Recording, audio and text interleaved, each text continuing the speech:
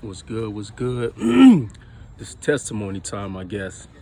So, the junior high I attended, right, back in 95, maybe 90, 94, it was like gang infested, right?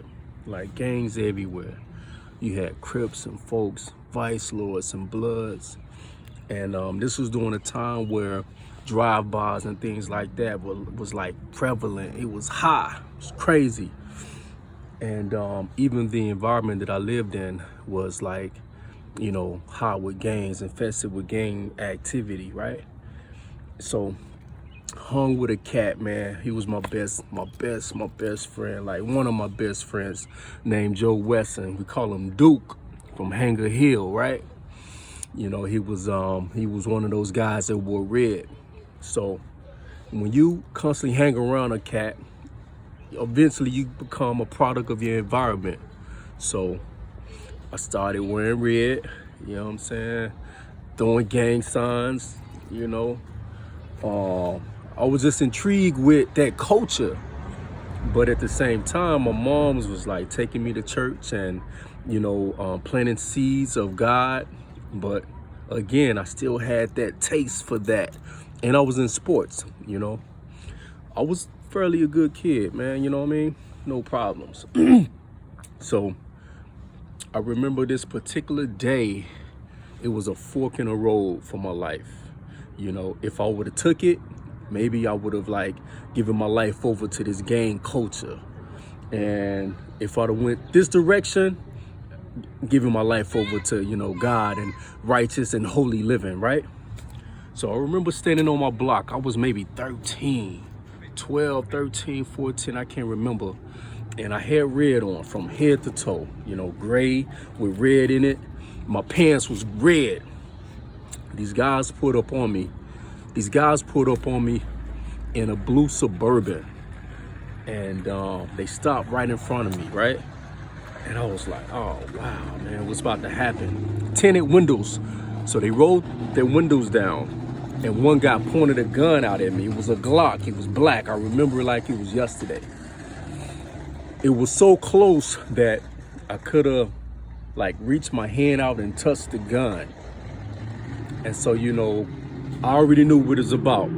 I had on these colors and I knew what they represented. And I was like, in my head, I'm like, oh God, I gave them the most innocent boy look. You know what I'm saying? I'm like thinking like, yo, this is not even my life, while I'm doing this. And when people say your life flashed before your eyes, it did. I never had a gun, pulled on me at that time at 14, you know what I'm saying? And I knew I wasn't that type of kid, So I heard this scream in my head, like run, you know what I mean? Like Ricky in the movie, what was that? Boys in the Hood, Ricky. This voice in my head was like screaming and my mind was like jumping all over the place.